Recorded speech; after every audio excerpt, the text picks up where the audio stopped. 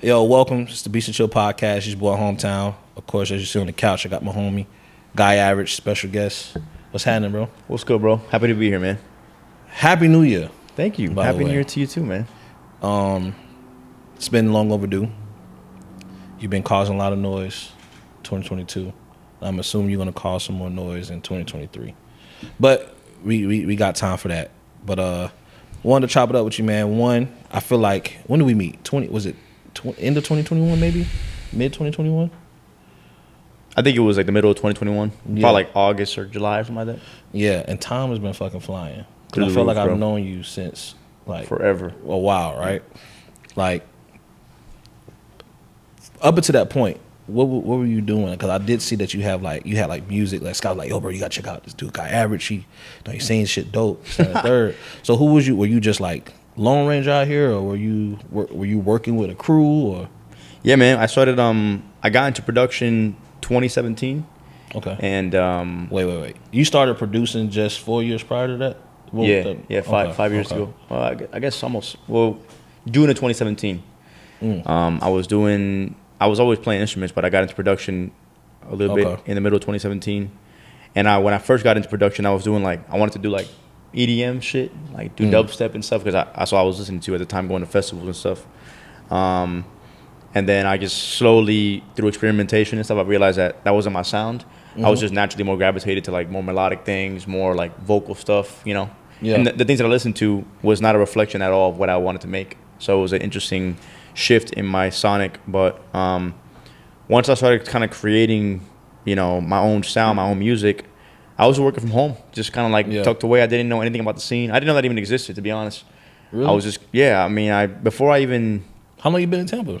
My whole life.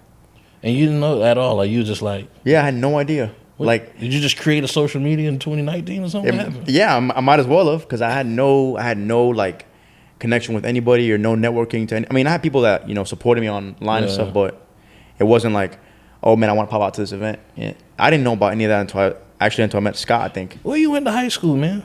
Hillsboro. You went to high school with niggas, and you telling me, dude, I was tapped out. You was an ROTC dude? Nah. Yeah, nah, I wasn't. I ran cross country though. Same thing, bitch. Same thing. Shit. Yeah. Okay. So, all right, you start producing, right? And then what's after that? Is it I'm producing and maybe a couple homies that just like I'm just hanging around with, I produce for them, or are you just straight into just working on your own music? Well, yeah, it was mainly my own stuff, because the first artist that I actually produced for, like for real, was Scott. Okay. Like everything prior to that was just me dabbling. I remember it's funny because I think me and Scott messaged each other on Instagram. Yeah. It might have been, I think he reached out to me like maybe 2020, like late 2020. Yeah. And I was like, yeah, we got a link, bro, yada, yada, yada. But I had never really dabbled in like the rap space, like production-wise, I was always kind of just doing my thing, like, just more R&B, like whatever I had going on. Gotcha. And we never linked. Like we kind of just like kept putting it off for whatever reason. Mm-hmm. And then almost a year later, I think at least it might have been like 8 months, we finally like got together. And I'm kind of glad that there was that space there, because I feel like how we met when we were gonna meet, my skill production wise wasn't where it was when I first introduced myself, like seriously with him for the first time. So I think that little break allowed me to really, I want to work on a little bit on like rap production, see how all this works. So my friends produce rap beats, but I never got into that until I met Scott. So what was the inspiration to get into, like, what were you listening to get into the rap production place? At the time, like, were you listening to certain albums, like, okay, I want to make something like this, and you just started just like remaking beats, or like were you just straight off the? It was really just experimentation, just trying to apply the approach that I already had to my sound, what I'm saying? But incorporating like rap elements, like the rap drums, rap BPM, that kind of like cadence and stuff. Right. But I remember when I first met with Scott, or he sent me some of his stuff, he sent me like an early version of Letters. He sent me Magic before the whole flip thing. And I think he sent me one more record. But I remember listening to it, and I just started listening to a lot of Cole. I just started to get into that realm. I mean, I listened to Cole. I listened to who else was I tapped into a lot of the time? I'm trying to think of like other artists that I was like dabbling in. I was just more consumed in just the genre. Like I wasn't trying to specify. Okay, I want to make music that this artist will rap over. You know, my thing was more just like I want to just make something that feels good, that sounds good. You know. So let's stay there with Scott. You guys link and you guys a couple of years make this beautiful project, Doves, right? What was that experience like having that, you know, first real time production with an artist like that? It was unbelievable. I mean, shout out to Scott. You know, he's an incredible artist. Like just a visionary with how he wants things to sound. You know, but I think the beauty of it was just like the synergy that was there. Like when I first played him, I think the first thing I played for him in person was the second half of Magic. Right. I remember I was at work and we got back from a call like at 4 a.m. and I couldn't sleep and I had my laptop with me. So I just pulled up Magic and I just made that like just deliriously tired or whatever. And I remember playing it, thank you. And I remember playing it and I was like, I don't know if he didn't like this, but fuck it, I'm gonna take it over there to him, you know, when I meet him. And I took it over there and he was blown away and I was like, holy shit, like you like this? You know, because to me I was like, I'm just kind of just trying shit, trying to figure things out, you know, like just trying to get into this realm a little more. And we've always just kind of had a cohesiveness, you know? Yeah. Like whenever him and I work, it was never like all right, bro, like I'm gonna tell you what to do. It was more like you do you and I'm gonna do my thing. Right. And naturally, like we just have a good blend with my sound and his style, you know? And he's very diverse. Like he's not like one guy that only can do boom bap or can only do this style of, you know, production. Like he's open to anything. And as long as you give him that space to just be creative and like just be himself, like the shit he's come up with. Because I don't know if you ever heard that record that we never did anything with, but that Outside record. Yeah. That like that's a completely different style to what I've heard of Scott, you know? I would say that as much as I appreciated that, I used to kind of like be mad at how well he could do different shit, because when he is kind of like stuck on one thing and that's the thing he needs to focus on, you come around with a whole different beat, he's like, oh man, God, I'm like, bro, if you don't fucking focus on this album right now, bro, I hear you. Like focus on this one. And he's like, all right, yeah, but we probably might do this, we might do it. I'm like, damn. So at one point I felt like I got a battle with fucking God. Like I gotta get to the studio first because God gonna do something and then Scott gonna change his whole fucking plan. Yeah. You know what I'm saying? I gotta be there like, watch, like, what just mitigating. What the fuck you doing, man? You better pull that damn beat up. Yeah, but it's like, but it was one thing too that like, it was an interesting experience for me because it's like, you know, I felt like it was like a 3-man team trying to like really just get the best outcome. You know what I'm saying? And I wish that like a lot of artists locally kind of get that experience too, where it's like, you know, it's more of a collaborative effort on the whole thing. You know what I'm saying? Yeah, everybody's going to chime in and everybody can kind of agree on like what doesn't sound good, what does sound good. You know what I'm saying? But coming from different levels, whether it's the producer, whether it's the artist, or the manager guy. You know what I'm saying? We're like, oh, nah, that's hard. This, that, and the third. And I think too, I think he for a while always mentioned that he was kind of closed off to collaboration. Yeah, that he wanted to do everything by himself, you know. Yeah, cause you think he's better than everybody. Yeah, he think. I mean, he's good. Moments. He is better than a lot of people, but you know, he's, I mean, exceptional. But I could understand because for a while too, I was in the same space where I wanted to just, not because I didn't believe in other people, but because I just knew that allowing people to touch my work, it was no longer sacred to me, you know. Yeah. And certain things that I wanted to capture sonically, I felt like other people couldn't do that, you know. Right. And not like in a like, fuck you, you're not talented way, but just like I have a certain idea in mind that I want to capture, you know, and I know that you're willing to do the same thing that I'm willing to do, you know. So when we finally got to collaborating and he realized like, yo, we can make this shit 10 times better, you know, I think that kind of opened his eyes up. Like, this is the importance of music, you know, because you could be very talented and have like all these ideas in your mind or whatever the case is, but if you don't have the execution behind that or a team that can bring that idea to life, then it's as good as nothing, you know. And you realize that like, this world's so big, it's so many people that are actually probably not as talented as you are, that they get more gains because of the effort and the discipline that they have to a particular goal or a mission. You know what I'm saying? Like, they just want it more. It's not their talent, they're more talented, they just want it more. And you start realizing like most of the people who are on the other side of success is just who want it more and applies that. Then it's like, shit, that gives you the kick in the ass. It's like, all right, let me go ahead and but it goes to show you too, I think that, you know, if you have like both sides of the spectrum where like Yeah. you're really good at marketing, you're really good at with the team, you're really good at putting out content, and you're really talented, it's a perfect formula in a sense, you know. You got people that aren't as talented, but like you said, have that drive, that ambition behind them. They're willing to outsell you, they're willing to outpromote you because they just have that team and that they just want it more, you know. Right. And so I think it's a shift of like, all right, how can I capitalize the fact that I have this talent, you know? Now it's about applying pressure the same way this guy does. Doesn't Gotcha. have it as much, you know. So I'm gonna ask you this. Now it's been over 6 months since the project came out, right? Doves. What is like? Do you have a favorite song now that was probably not your favorite song 6 months ago from the album? Or if, I give you a better question. What song do you feel like you probably could have enhanced better, not knowing what you know today? Because I got one for sure. That I was already on? Just Or on the album in general? Just on the album in general. I would have loved to dabble a little bit more with Sundays. Okay. I love that record. I think that's to me like the transition from Blue Moon to Sundays is like seamless. Just like the ending of Blue Moon with the Nas flip is in the same key as Sundays.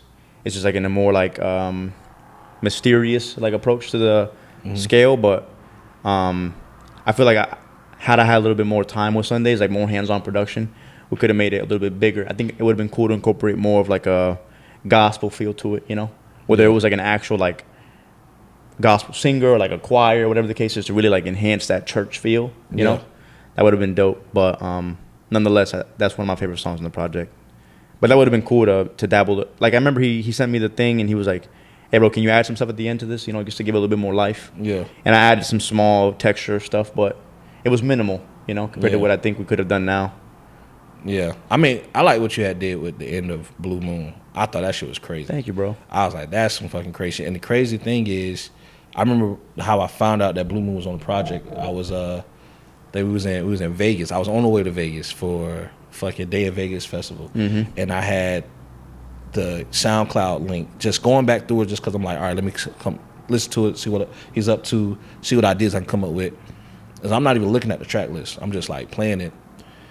And then I hear this shit come on. What the fuck is this? Oh, because he just had the first part of it, right? Yeah, he like just when the beat dropped. And he would change up the track list all the time, but won't say nothing. He won't just change it like that. So change it up and send it to you like, hey, I made just. Nah, he would just leave that shit in there. Yeah, so I just have to go in there and play and just hope that, you know, see whatever is up. But then I heard the part that you added at the end of that shit, and I was like, oh, this is crazy. That song could have been by itself. You know what I'm saying? Yeah, that song is that shit was hard, man. So it was so last minute too, because we were in the studio and he was like, bro, I want to do something with this Nas piano sample with The World Is Yours or whatever. And I was like, all right. But the original The World Is Yours song, the piano sample in that song is detuned, a little bit off grid. So I was sitting there for like 30 minutes trying to just fine pitch this thing to get it into tune. Because I would play the chords on the piano, but it sounded like it was flat because the actual piano recording for the song was a little slightly off of key. Yeah. And I made that beat in probably, I don't know, 20 minutes, 30 minutes at most. Yeah. And he kind of just started with the, I've been drowning. And I was like, oh, this is fucking crazy. That shit was hard, man. What about you? What song were you thinking that? Mine would be Insomnia. I feel like it needed some more. I feel like it needed some more, man. It was short, but it was good. It was a good, like, it was short. Effective. It's like 2 minutes of just. Yeah, I just felt like it needed something more. And I was like, damn, I don't know. I feel like it maybe need like, I don't know. I just felt like his verse, it just ended the fucking song. Yeah. And I just kind of felt like maybe something else should have came after. He said, you know what I'm saying? But I also think that the beauty in that is that technically anything could always have more. You know what I'm saying? Yeah. Like, I could always sit back and pull up every song on Dubs and like add more shit to it. You know? Right. Could it make the song better? Probably, or maybe it wouldn't. You know. Mm-hmm. But I think like the idea that some of the songs were more simple and just more like just straight to it. You know. Yeah. Made it what it was. Because when I first heard Insomnia, I think this is when we were first going through the project, like way before we had done anything production wise. And those drums came in with the chopped and screw voice. I was like, what the fuck is this? You know? So I think in a way, like, it was effective as is. But, I mean, anything you can always continue to add. I think it's about just, like, saying, all right, this shit's done. You know, like let's just commit to what we have. Like Right, it feels good, it sounds good, it's got replay value. Right. Because sometimes you do some shit afterwards and it's overkill, you know? Mm-hmm. And I had to learn that too, I think, as like production, working with Scott was less is more a lot of times, you know? Because I'm very like musical in the sense that I want to have 100 elements in one beat, you know, which is cool for certain things. But when it comes to rap or genres that are more like just lyric heavy and focus on that area, you don't want to overkill with everything else on the outside. Because you want the artist to be able to express himself, you know? And if you have too many things melodically, then the artist has a harder time like finding melody or finding, you know, different segues within the beat. So working with him, I was able to like kind of understand the psychology a little bit of how production should work for more artists, you know? Yeah, and I think, and like I said, with Dubs, I felt like that was like I felt like that was kind of like more of an introduction of, all right, who is this guy named Guy Average, and he makes beats. Well, he also sings as well. You know what I'm saying? At least most of the hip hop community is seeing that.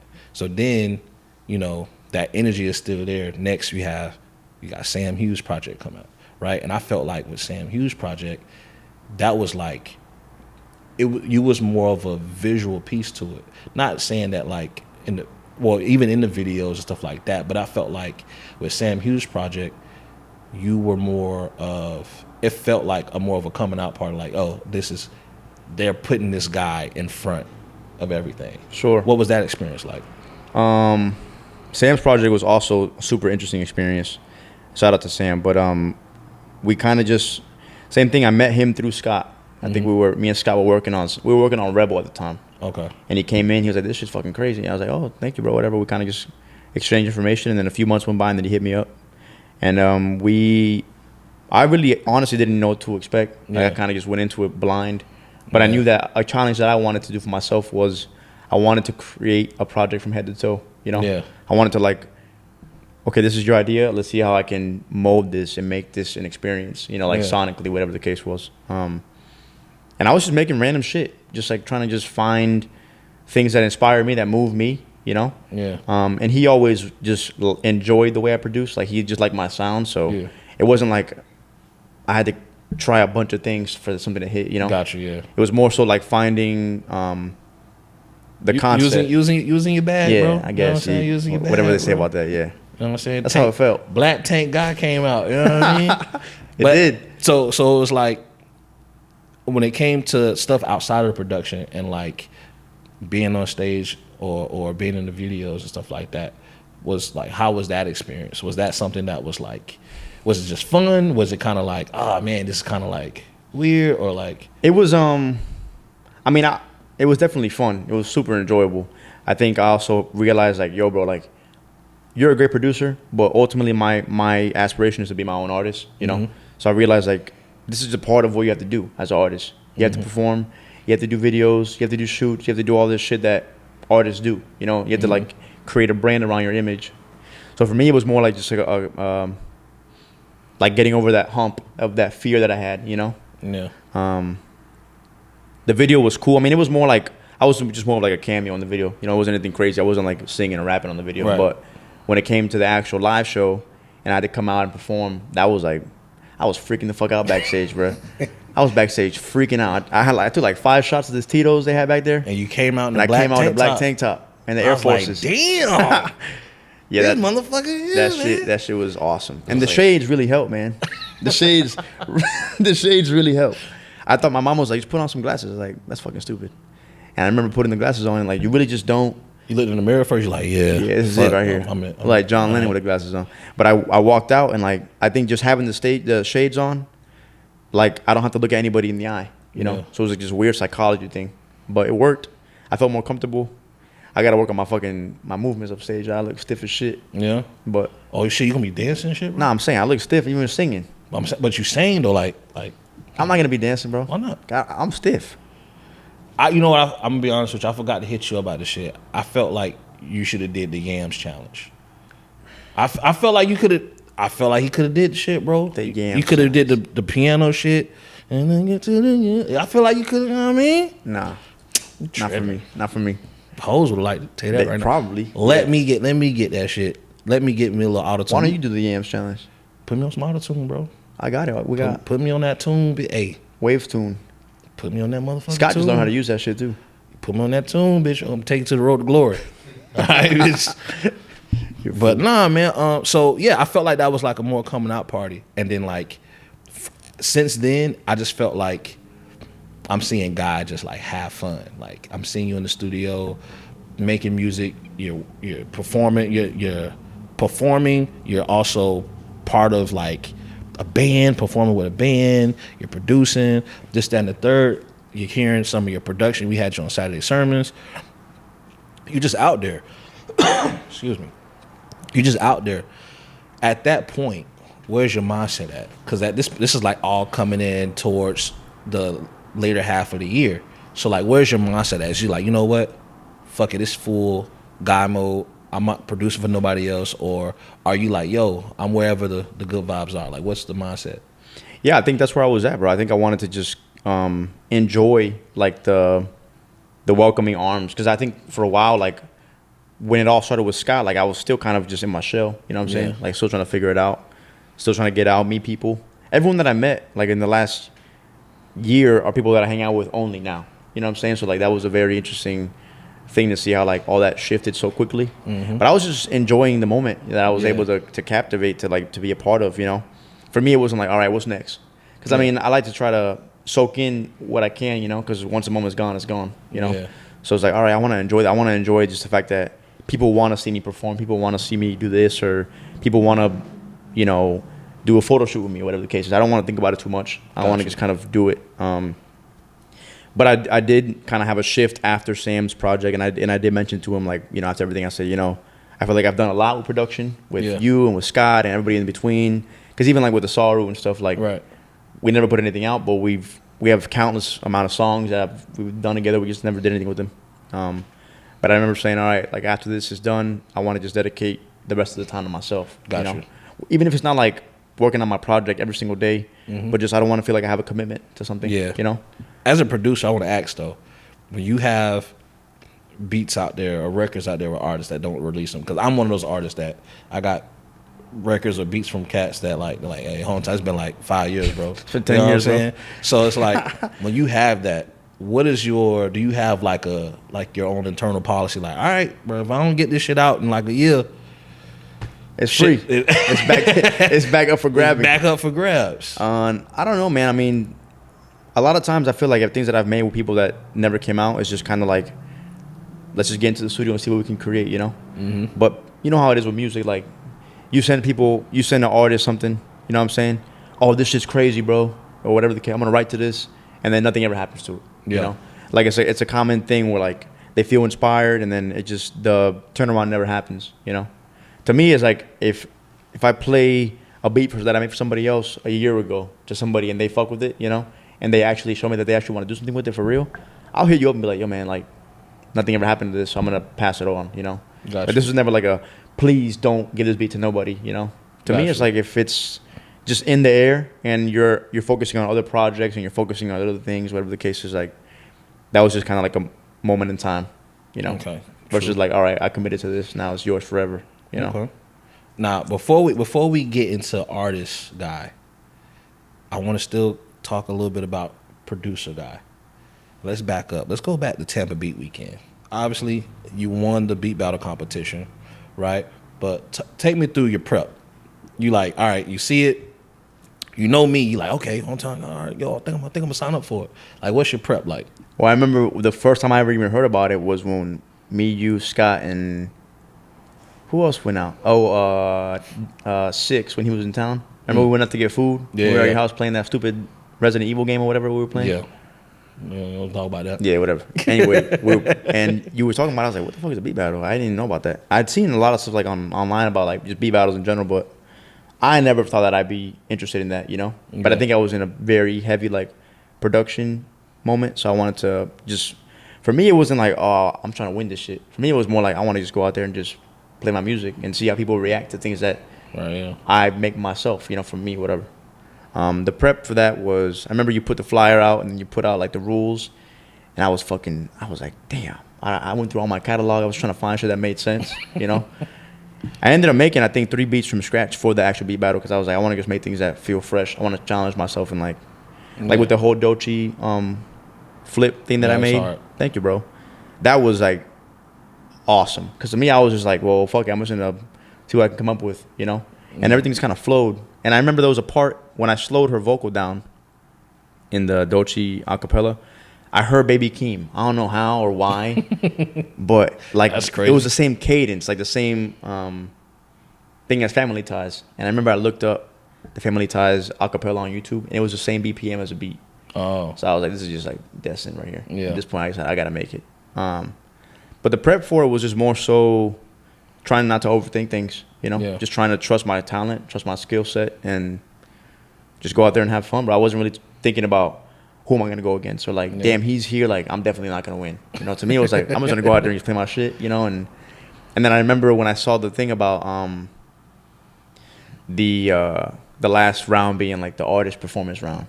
That shit, like I was sitting in my room for like probably a day with my mom. Just talking, just talking to her like, Ma. I mean, not literally a day, but like, you know, for like a majority of one day, we were going back and forth about that I should just sing one of my songs, you know? Because I wanted to get Scott, but he ended up being a judge. Yeah. I wanted to get a Saru, but he had to work. And I was like, fuck it. Like, clearly this is just pointing to me to just stop being a bitch and go out there and, you know, and sing or whatever.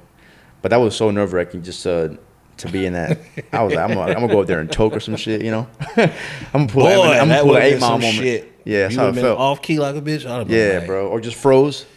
I gotta get this other motherfucker $1,500. Shit, what? Oh, man. What did you think about the other producers that was in the beat battle? Like they were like trash, or like there were some producers. I mean, there was some producers that I knew that I was ahead. You know, like the things that I was hearing, I knew that I was ahead with certain. Like that's why, like just luckily, every time I went up, I won the coin flip, and I would always have them go first because I wanted to see what they were working with. Because you know, you kind of let us pick whatever beat we wanted to play. I didn't want to play my best shit with somebody that I knew I could probably get past with like a more easier beat, you know, whatever. So that was just a luck of the draw that I was able to each time say you go first, you know. But there was that artist, I forgot his name. I know there was a video that Tyree captured. God, we watched that shit. Boy, that shit had me rolling when you sent me that. Because I was sitting there, I think the beat just dropped, and then his face was just like this. He didn't know what to say or do. He just froze. I say this is like, man, I just wasted $100, man. That shit crazy. And I'm quick with math, so I remember when you guys put the things up, you guys hadn't even said the score yet, and I was just so nervous that I counted that shit in my head real quick and like shook his hand because I knew I had already won the round. And I remember I was like, that was such a fucking asshole move, bro. I didn't even realize until after. I was like, damn, I could have waited till they said the score, you know? Yeah. But I said, oh, I won this one. So you are who you are, bro. I know. Yeah, I fucked up for that. I really felt like shit for a little. I was like, damn, I could have handled that a little better. So you win the beat battle, right? And what is the reception you're getting? Like what is the reception you're getting from like the people you know now and whatnot? They'll be like, yo, bro, like there's people that's first time hearing you, like, yo, you raw as a bitch. Oh, you the nigga that produced on fucking like. I got a little bit of everything, to be honest. I got like, oh shit, like, oh, you were on Scott's project or whatever the case was. Yeah.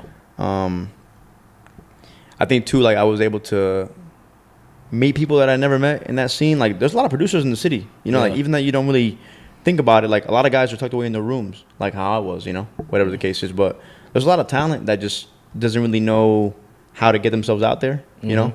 And I think like that platform is one of those things that allows people to come out and just see where they're at, you know, see where they stand in that space, you know. Because the thing about those kind of things is, I feel like personally, the judges that were there were not biased, you know. I feel like they genuinely wanted to give you the best feedback possible, right? You know, and then the artist or the audience alone, like, you can't fake an emotion when somebody plays something for the first time.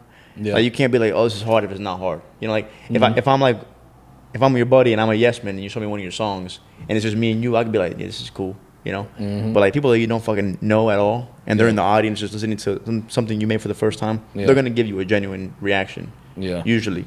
I did think the dude that you at the last round, I was a little nervous for you. What the white boy? What's his name? Yeah, I can't remember his name, but he had two black girls. Yeah, but he was standing on the speaker and shit. I didn't know what he was gonna do, but I was like, hey, bitch. I was nervous. I was bring like, it whatever, home. we're already here, you know. At this it point, home. fuck it. And I remember I just stood off to the side. I was standing like a retard, just waiting. And then, It's like this motherfucker do it. So, cause he did a rap song, so you come out. but him and his friend, I started singing. What a tool! I was like, yeah, alright. whatever. But I think, cause it was those two girls that sang over a beat he made. Yeah. Right. I guess they did a lot. You know, I mean, not to like say anything about them, but I was like, I feel like, and I think he was like a little bit too drunk, to be honest. Possible. With the show, you know. I was scared as fuck. The I was just trying to emotions get to be the verse. fucking flaring at the beat battle. People be mad at me when they lose. Like I voted. Like it's on your it. fault. Yeah. I mean, probably it is because I did throw it. I did put it together, or I paired the people, but It ain't your they be fault. mad. They be Yeah, mad, of bro. course, bro. I mean, this they is be kinda, mad, bro. Were people mad? Yeah, some people was upset. Really? But like just in the heat of competition, upset. Not like fuck everybody. But what were they I'm mad come about? back, shoot this bitch up. Like they was just They like, was mad because they didn't like get through, yeah, type and shit. they expressed that to you. Like some people, so you know, we had like a couple people that didn't show up, right? So We got just pushed to the second round, but they was like, "Why we couldn't play our first beat?" And I'm like, "Bitch, you made it past the first round. Like, thank God you didn't have to play your first Yeah, beat. for real. 'Cause you probably would have fucking lost. Yeah. You know what I'm saying? I was like, all right, fuck it. Like I'm not gonna Yeah. question this, you know. Yeah. So I mean, it is what it is. But And I think it's just trial and error. And you, what were you doing that night that we kept telling you kept doing the same shit? I kept You kept forgetting. I kept forgetting to do the score, or I I think it was a score. Yeah. yeah, but We were like, Derek. it's overwork, man. You know The what I'm score. saying? Yeah, you were tired, bro. Overwork, bro. You were tired. You know what I'm saying? One man band. You One feel man me? band. You know what I mean? But not. Respectable. But so let's fast forward and let's get into Artist Guy. It's New Year 2023, right? We've already discussed how you want to start focusing on yourself as an artist. That's pretty much where your focus is as an artist more so than a producer. So like, what can we expect going into? I mean, now we're here in 2023. A project finally. I haven't put out music in 2 years. Like I was just I put my last song out in December of 2020, and then I just went on a little like hiatus and just didn't put anything out mainly because I was just trying to work with people. Yeah. You know, that's when I first started to produce and stuff. I was like, I want to just network and get my name out more because I feel like in that sense I don't have to do as much and I can still network a lot. You know, because I'm behind the scenes. I don't have to worry about putting out content like that or starting a brand or whatever the case is. For me, it was like I want to just get my name out, work with artists that I really feel inspired by. You know. But then after Sam's project, I had told everyone that wanted to work, whatever, like I'm gonna take this time for me now, you know. Yeah, you like, I yo, feel bet like the fuck off, like for real, like in like a very like respectable way. I was like, I want to just be selfish because I have to be, you know. Because for me, I'm very giving. So if somebody's like, yo, can you please come through, like work? I'm like, yeah, I got you, bro. But then I get there and I'm like, I could be doing my own shit, you know. Gotcha, and then I feel like an idiot because then I don't feel like. If I'm not able to give somebody my 100%, you know, with like their project or their music, I feel like I'm fucking them over. Gotcha, you know? yeah. Because I don't feel like I'm devoting the attention that they deserve for their shit. Because they're passionate about what they got going on, you know. And whenever I worked with Scott or with Sam, I gave them every hour that I had free to work on their shit, you know. Got you. Which I enjoyed every moment of it, but I wanted to slowly shift that focus to me, you know. So definitely this year, a project early this year. I'm putting out a single this month. This month? Okay. I'm actually putting out a little revamped version of Rain or Sunshine, the song on Karma at the end. So I finally finished it. Like I actually added drums that made sense and not some corny loop shit that I made for a video 2 years ago. So I'm proud of how it turned out. I'm finishing mixing it and then it should be out by the end of the month, hopefully. And then the project no later than April is what I'm thinking. Okay. But me and Scott have been because I did a lot of production for him. In return, he's doing me a favor, like mixing and stuff. Yeah. That's so tight. But we're still figuring it out, you know. We're still figuring it out because this genre is not a genre that he's very well versed in, you know. Gotcha, like he's done a lot of hip hop and stuff. So you mix R&B and soul and stuff a little different than you mix a hip hop record. But nonetheless, you know, I'm just glad that I even have those resources that I can say, all right, well, I can hit up Scott or whatever to see how he feels about this, you know, what this mix sounds like. Because the Rain or Sunshine, I mixed it by myself. I wanted to just do the whole thing alone as like a little like this is my reintroduction, you know. But yeah, definitely a project. Definitely, I want to do a little release party, and then just content, just pushing out content. One of my friends, Sydney, she's like incredible and she's been helping me a lot with like videoing and just capturing moments, things that I would never do. Whenever I go to the studio, I'm not like, all right, I'm gonna set up a camera and like record myself. You know, it's just not my style. I feel like that kind of takes away from like the authenticity of what I got going on. Mm-hmm. So her being there, just in the backspace, just taking pictures of shit, like that doesn't bother me at all. You know, because I'm not focused on what I look like or whatever's going on. It's just kind of like, this is what's happening. This is the most natural that I can be. You know. Got you. So definitely that. I think I want to get the project. Well, I don't think I am gonna get the project out. It's gonna be 7 records, and right now the simplest way to put it is I'm doing 7 songs for 7 days of the week, and I pretty much want to capture. The project is essentially like the course of a relationship over 1 week. So I want every song is a different emotion around like a relationship. You know, like the good, the bad, and the ugly, like both sides of it. Just kind of like a little roller coaster of what a relationship might look like in the course of a week. With like lack of communication and like, you know, being selfish, just different emotions that somebody might feel. I wanted to kind of capture that just for my first little snippet of a concept, you know, because I had never done that. I've only put out singles and they were all fucking, the things I put out before, like Tool records or like EDM kind of records, you know. Okay. So you now gonna have vibes on it for the ladies though. I can invite a lady over and put like. Yeah, that's the goal. Like one of the shit that's the goal. Okay. That's the goal. There's definitely more in that realm of like R&B and like soul and there's a little like funk in it a little bit, but I wanted to keep that embodiment the same way. I'm excited, man. I'm really excited just to finally have like 7 songs that I know I want to put on the project. You know. Yeah. Because for me, the longest like thing that took me forever was just like committing to certain shit. You know. Yeah. And feeling like, all right, well. Or I also, like, I have a problem sometimes where I'll start an idea, and if the idea doesn't sound like a fucking Grammy-nominated song in 20 minutes, I'm like, this is trash, you know? So I think collaborating with people has allowed me to realize that, like, it takes time to process to, like, really create something you're proud of. That's true. I'm excited, though, for the project. I really am. I was dabbling with names, but I'm not fixated on a name yet, so I'm not going to say anything that I don't feel comfortable or, like, feel, like, content with. Okay. So it's like I'm doing a bake sale event. A bake sale? Sounds cool as fuck. Like cake and shit? Yeah. Yeah, I actually gotta holler at you about that shit, to be honest. Cause I'm trying to get more into R&B and shit. You trying to sing? I'm not. I'm saying do the events. Oh, okay, bet. I was like, damn. I was like, they're coming in crazy this year. Yeah. Oh yeah, you good? Okay. So I want to ask you one. I know you may get this. You may get this shit all the time. Where does guy average come from? And I understand it's the reverse average guy play, but like, why that name? So when I was first getting into music, like when I first started DJing, you know, doing all that stupid shit that I was doing at the time, my name at the time was It's Keys, which is such a fucking awful name. It's Keys? Yeah, but it was Quise, like Queez, like keys. Don't ask me, bro. Just my friends called me that, so I just fucking ran with it. You know what I'm saying? Queez. Yeah, what's up, Queez? That's what they call me. Like Jacquees? Like Jacquees, yeah, but no Ja. Just Queez. And I remember I was like, fuck it, this is my name for now. And then I remember wanting to change what I was doing. I didn't want to do EDM and shit no more. And that name sounded more like a DJ name. Like, you know. Okay. So I was like, I got to change this. And I remember just like thinking for a while. And then one day I was in my car just driving. And the name Guy Average just kind of came to me. Like, I don't know from where or why, but I was like, oh, this is cool. And I just like that it's open. You know what I'm saying? Like, it's not like fixated to one thing. Like, I feel like I can take that name and do anything with it, you know? And then the whole, like, average guy, above average music thing just kind of came as a random little runoff on that. But I don't really think I thought about it too much. I think I just kind of, it felt right. And like I said, I'm going to just run with this.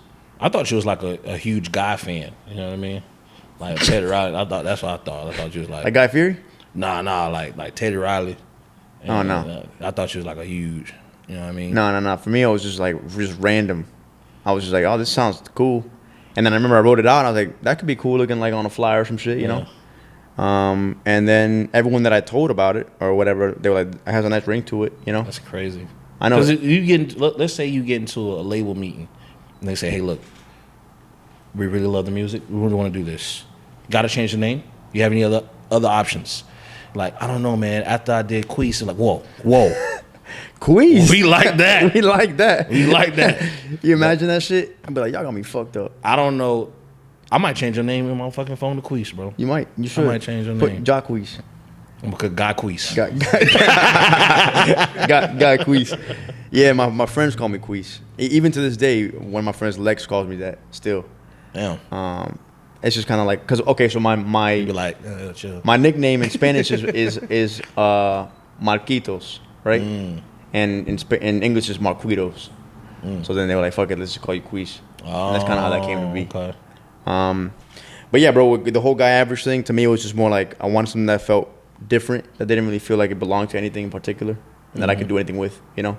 If I want to start a clothing brand one day, or I want to do events one day, or I want to do anything outside of like my genre of music, I feel like it allows me to be multiple people in that same space, you know? And I think, you think about it nowadays, like a lot of the artists that we even admire or even like fuck with, like their names are crazy sometimes, you know? Yeah. Like, what's his name? Black Odyssey.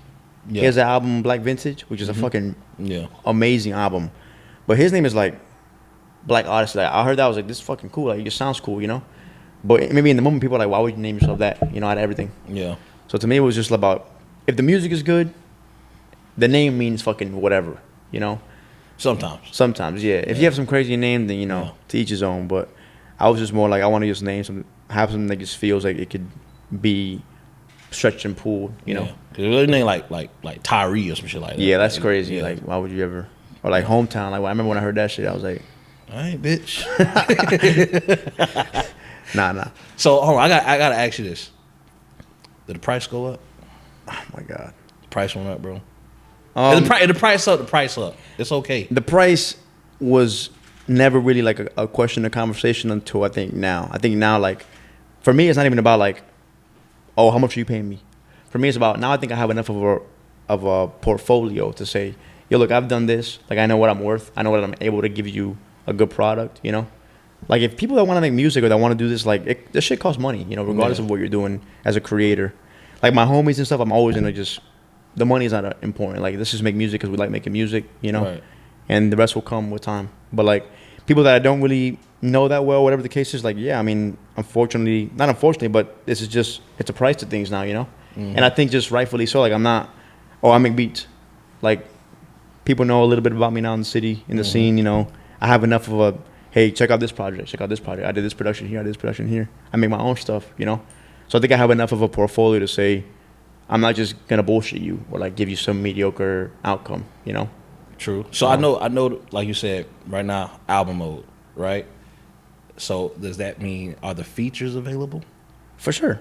If, like, I remember for a while I wanted to get Scott on the project, but I think the things that I've created, not that he can't get on anything, because he can get on whatever, you know? But I wanted to curate something that was more for him, and I don't feel like I really found that necessarily in the project, you know? Yeah. But moving forward, yeah, I definitely want to do more features and stuff. And like I think I had mentioned to you before, I want to do like a little compilation project at some point this year, maybe once it's all done, like 5 to 10 records with just different artists in the city, where I do production. Like the whole thing with that Cole did with Dreamville, with the Revenge of the Dreamers 3, where he's on the first record and the last record with Sacrifices, and then Under the Sun, I think, is the first record. Like that, I thought was cool, because he's showing you it's his project, essentially. Like, it's his, like, you know, idea, and he's in the front to start it and at the end to end it, you know? The production obviously will be me, and then maybe some collaboration with production or whatever. But then the whole focus point would be to, like, get all the artists that I really, really, really admire and fuck with in the scene, and like have them come together. Kind of like what Gats did with Drop City, you know, in a sense. I just think that's important, you know, to put a light on those that are really, really connected in the city and talented, you know. Yeah. Any like artists or producers you want to work with? Like, how do you feel about being produced as just like an artist? Like, is that something that you would like to explore, or are you always want to be? Do you always want to be at the helms of like controlling the production, even if it's your music? Well, honestly, bro, I think I'm always going to be involved in production somehow, you know?